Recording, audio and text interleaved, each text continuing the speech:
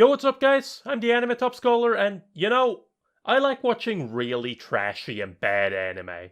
There's just something very satisfying by watching a truly terrible show unfold before your eyes. And recently, I watched a show just like that. But this one is special, falling so deep into the category of so bad it's good that I even had to second guess myself whether or not this show truly is as bad as it seems. What show am I talking about? Of course I'm talking about the 1989 OVA called Cipher. Okay, so Cipher, and yes that's Cipher spelled with an I, is a 40-ish minute OVA produced by Studio Magic Bus, who has produced so many episodes to the legendary OVA series Legend of the Galactic Heroes. It was directed by Tsuneo Tominaga, who has also directed Initial D Seasons 2 and 4. This OVA consists of two parts. The first 26-ish minutes, which is the story, and the remaining 14-ish minutes, where they talk you through the making of this OVA. Okay, so I'm gonna go through the story, but first, let's see what Mal's synopsis says. Two brothers are in the spotlight. One a movie star, making a football movie. The other a musician, who occasionally goes to school to cover for his sibling. What will destiny bring them? Okay, that's kinda vague. Well, let's see what other side synopsis says. Let's try Anime Planet. A niece can't believe her luck when she finds herself in the same high school as famous former child star, Siva. Although the cool and handsome Siva seems unapproachable, a niece manages to become his friend. But her happiness turns to surprise when she discovers Siva's secret. For years, he's been switching identities with his twin brother, Cipher. Alright, that was much better. The synopsis at least makes a lot more sense. So it's a story of two twins who switches places to cover for each other. Well, kinda. You see, Cipher is confusing. Yes, there are twins that do cover for each other. That did happen, I think. There is a girl, or at least there was. And there is indeed a football movie being made, with bad MTV-style interviews happening. But I would be lying if I said that anything of what I saw made even a semblance of sense in my mind. It's just so mind-bogglingly poorly made that it doesn't even feel real. Like, there is no connection between different scenes. They just switch from shooting a movie, to doing interviews, to going to school, to being out and walking about, and then back again. Whatever I'm supposed to be getting from these scenes are certainly not coming through. But despite how poorly it tries to tell its story, I still had a lot of fun watching it. They clearly didn't even try to have the different segments work together. So instead, you get a few random scenes set to some popular Western music at the time. Speaking of music, one of the reasons why this show is great to watch is the music. Oh man is it good. You see, a lot of this show is just music playing over some clips from a movie shoot, or daily life stuff. Kinda like a music video. And it's not just any music they are playing either.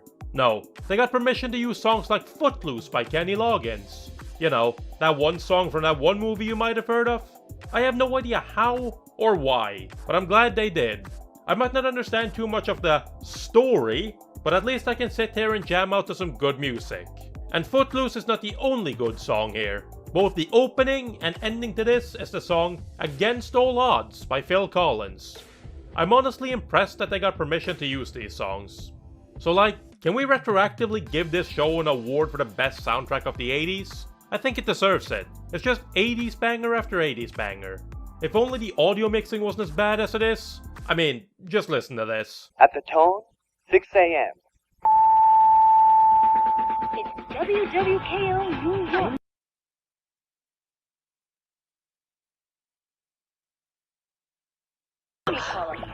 And as a special treat. Yeah, it's not great. I mean, the audio just cuts out and comes back. Apart from that, the music in this show is constantly clipping, and the voice line sounds really muffled, like they were recorded from a closet. Okay, Mr. Scholar, if that's even your real name. So what if the show has good music? Music alone doesn't make a show, so even if the OST is amazing, that doesn't really change anything. You are correct, Mr. Strawman, that I made up just for this segue. The music alone doesn't make a show amazing, but in something like this, where there is more music than story, it basically just becomes a music video. And a music video can be pretty fun.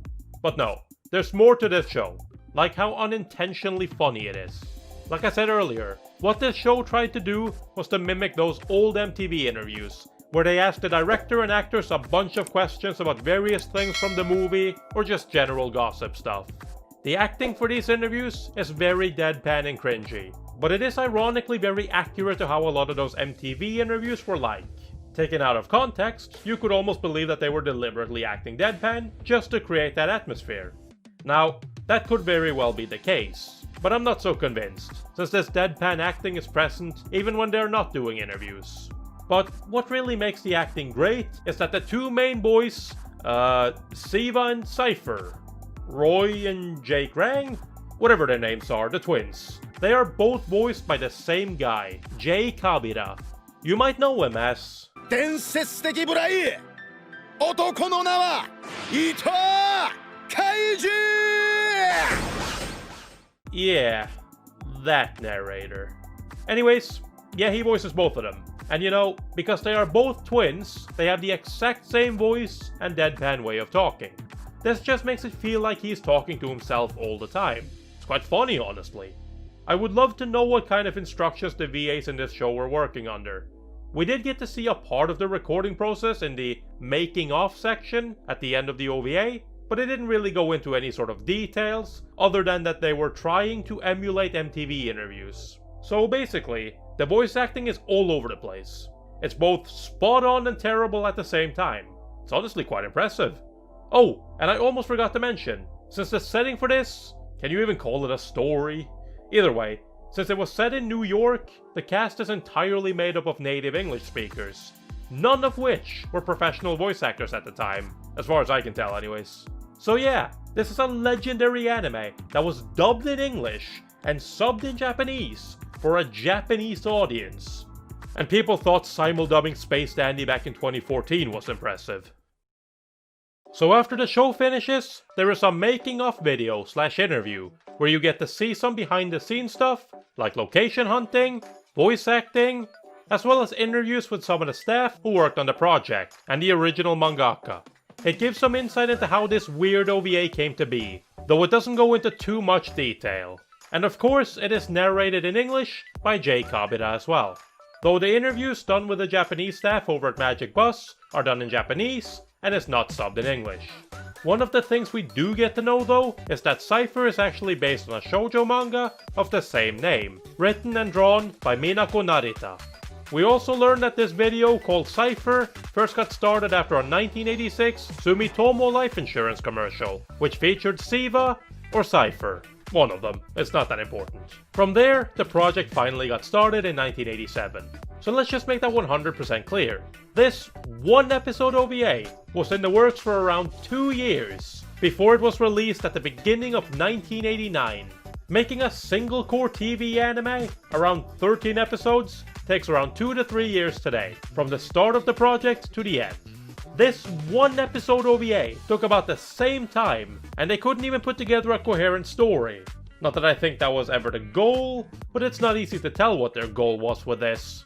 I almost wish I was a fly on the wall during the meetings in which this story was conceived, so that I can know exactly what they wanted to get out of this OVA and what exactly went wrong. Because there is no way that this was a smooth production.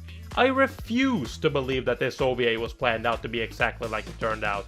No matter how many times I watch that final part and hear them talking about making MTV style interviews, and how the director would watch a bunch of Western music videos to get inspiration for this OVA, can I in good faith believe that this turned out exactly like they wanted it? So this was Cipher, a show that is so ridiculously bad that it ended up as an amazing show. It's funny, it's got great music, and it nails the MTV style interviews it's going for. Apart from that though, it fails at pretty much everything else, such as story, characters, making sense, audio mixing, scene transitions, the list goes on and on. But despite all that, I'll be damned if this is not one of the most fun shit shows I've ever seen. I honestly have no words that can justify this anime. You kinda just have to experience it for yourself.